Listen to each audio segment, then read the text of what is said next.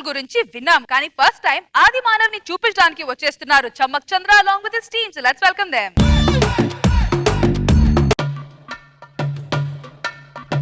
అది ఆది మానవుల కాలం.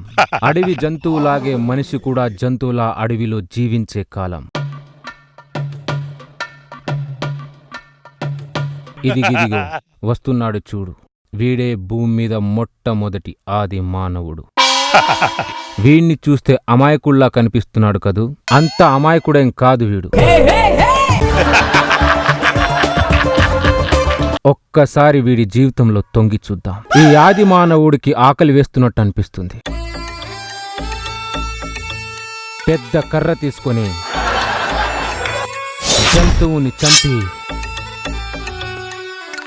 దాని మాంసాన్ని చేతిలో తీసుకొని తింటున్నాడు. తిన్నంత తిని మిగతా మాంసాన్ని దాచుకునేవాడు.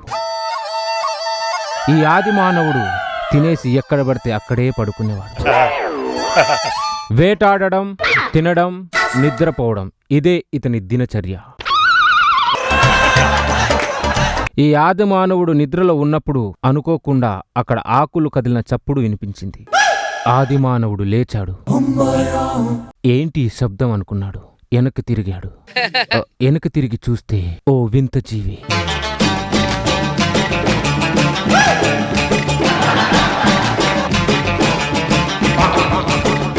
ఆ వింత జీవిని చూసి భయపడి ఆ ఆది మానవుడు రాయి చాటున దాక్కున్నాడు. ఆ వింత జీవినే చూస్తున్నాడు.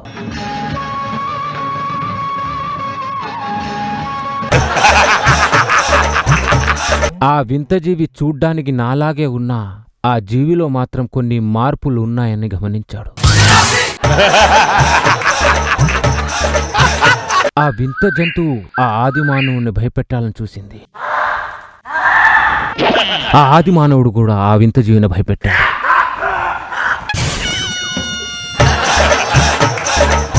మళ్ళీ ఆకలి వేసినట్టు అనిపించింది. దాచుకున్న మాంసాన్ని మళ్ళీ తిన్నాడు. ఆ వింత జీవు కూడా ఆకలేసినట్టుంది. ఆ ఆది మానవుడి దగ్గరికి వచ్చి, నాకు కూడా ఆకలిగుంది, నాకు కూడా మాంసం పెట్టవా అంది. ఆ ఆది మానవుడు కోపంగా గాండ్రిచ్చాడు. ఆకాశంలో ఉరుములు మెరుపులు. ఆ వింత జీవికి భయమేస్తుంది. ఆ ఉరుములు చూసి భయమేసి ఆ వింత జీవి ఆది మానవుడిని గట్టిగా వాటేసుకుంది.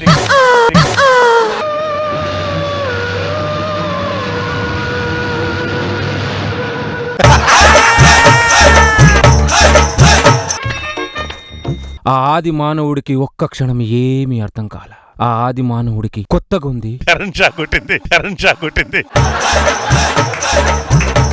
మొత్తానికి వాడికి మాత్రం హాయిగా ఉంది. ఆ హాయి ఉరుములో ఉందా, ఈ వింత జీవిలో ఉందా అర్థం కాక 1,00,000 ప్రశ్నలతో సతమతమవుతున్నాడు. ఉరుములు మళ్ళీ రమ్మని ఆకాశం వైపు చూశాడు. కానీ ఆకాశం ఉరుమల. కోపంతో ఆకాశం వైపు రాళ్ళిచ్చి కొట్టాడు. ఉరుమవే ఉరుమవే అని. చేసేది ఏమీ లేక మళ్ళీ తన గుహ దగ్గర వెళ్ళి కూర్చున్నాడు. వీడి కోరికని పెద్ద మనసుతో అర్థం చేసుకున్న ఆకాశం ఈసారి పెద్దగా ఉరిమింది. ఆ వింత జీవి మళ్ళీ భయంతో పరిగెత్తుకుంటూ వచ్చి ఆది మానవుడు గట్టిగా కౌగిలించాడు.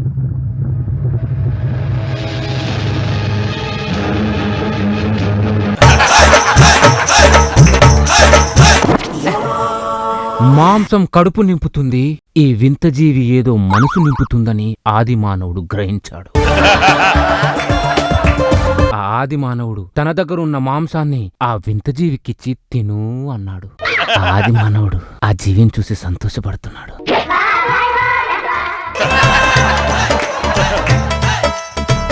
ఏయ్, నువ్వు ఎక్కడికెళ్ళకు, ఇక నుంచి నా గుహలోనే ఉండు, నీకు నా గుహ ఇస్తా, అక్కడే ఉండు అన్నాడు. ఆ వింత జీవి సంతోషంగా ఆ మాంసాన్ని తీసుకొని గుహ దగ్గర కూర్చొని తింటుంది. మిత్రులారా, ఒకటి గమనించండి. ఇప్పుడు అడగ్గానే చీరలు, బంగారం ఇస్తున్నాం చూడండి. ఈ ఇవ్వడం అనే బీజం ఈ దరిద్రుడు ఆనాడే నాటాడు.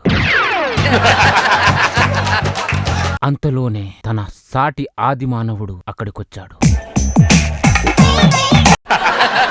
ఆ వింత జీవి దగ్గర ఉన్న స్పర్శ ఈ సాటి ఆది మానవుడి దగ్గర ఉందా అని గమనించి ఆ సాటి ఆది మానవుని కౌగిలించుకున్నాడు.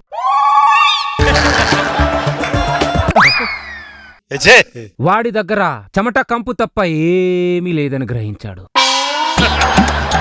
ఇక్కడున్న ఫీలింగ్స్ ఇక్కడెందుకు లేవు, ఇక్కడున్న అద్భుతాలు ఇక్కడెందుకు లేవని బుర్రగొక్కున్నాడు. ఏమైందిరా? ఏమీ లేదురా. సరే సరే పద వేటకెళ్దామని అన్నాడు. మన విధవ ఆ వింత జీవి గుహ వైపు చూసి వేటకి నేను రాలేనురా అన్నాడు. ఏమైంది అన్నాడు. నాకు మోకాలు నొప్పి, మోటిపులు నొప్పి అన్నాడు. మన విధవకి ఎక్కడలేని నొప్పులు అప్పుడే స్టార్ట్ అయ్యాయి.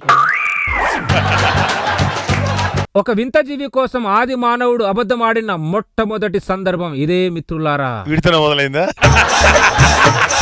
నీకు కావాల్సిన ఆహారాన్ని నేను తీసుకొని వస్తా అని చెప్పి ఆ సాటి ఆది మానవుడు వేటకు బయలుదేరాడు. ఆ వింత జీవి గుహలోంచి బయటికొచ్చి ఆది మానవుడితో, నాకు కడుపు నిండా ఆహారం ఇచ్చావు, ఉండడానికి గుహనిచ్చావు, నీకు ఏమివ్వాలి అని అడిగింది. ఈ దరిద్రుడు ఏం అడిగాడో చూడండి.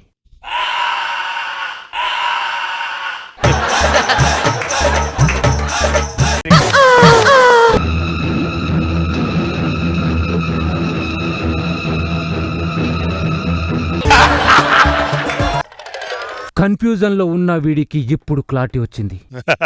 ఇంతలో వేటకెళ్లిన సాటి ఆది మానవుడు వస్తూ ఉండడం చూసి ఆ వింత జీవిని రహస్యంగా గుహలో దాచిపెట్టాడు. సాటి ఆది మానవుడు వచ్చి వేటకెళ్లి మాంసం తెచ్చాను, తిందాం రా అని పిలిచాడు. ఇదిగో నీకు కొంచెం, నాకు కొంచెం, ఇద్దరూ తింటున్నారు.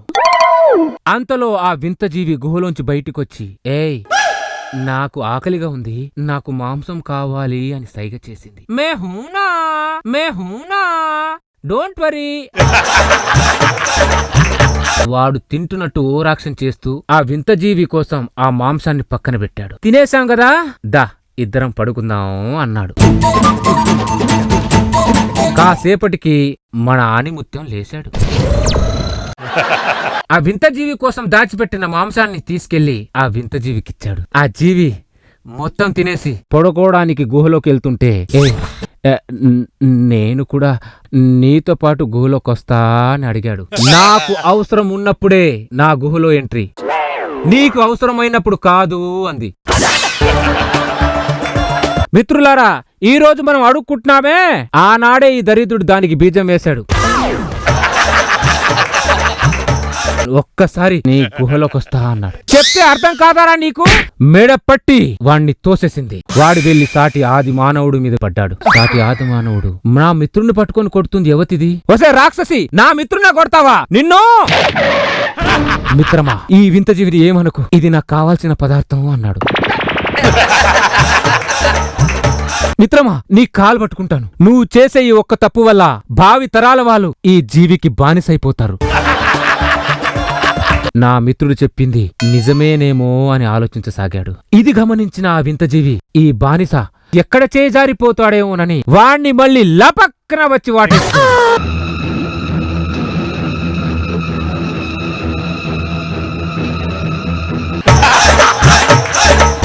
మిత్రమా, నువ్వు ఎన్నైనా చెప్పు, అడవి లేకపోయినా నేను బతకగలం గాని అడవిలో ఈ జీవి లేకపోతే మాత్రం నేను బతకలేను. నన్ను వదిలే మిత్రమా, నన్ను వదిలే. మిత్రమా, భావితరాల ఆ జీవికి బానిసని చేయకు మిత్రమా, నా మాట విను మిత్రమా అన్నాడు. వాడి బానిసత్వమే మనకు వారసత్వంగా ఇచ్చి మనకు సంకనాకిచ్చాడు. మగజాతినే సంకనాకిచ్చిన ఆది మానవుడు వెనక తిరుగు. కోట్లాది మంది మగజాతి తరఫు నుంచి నీకు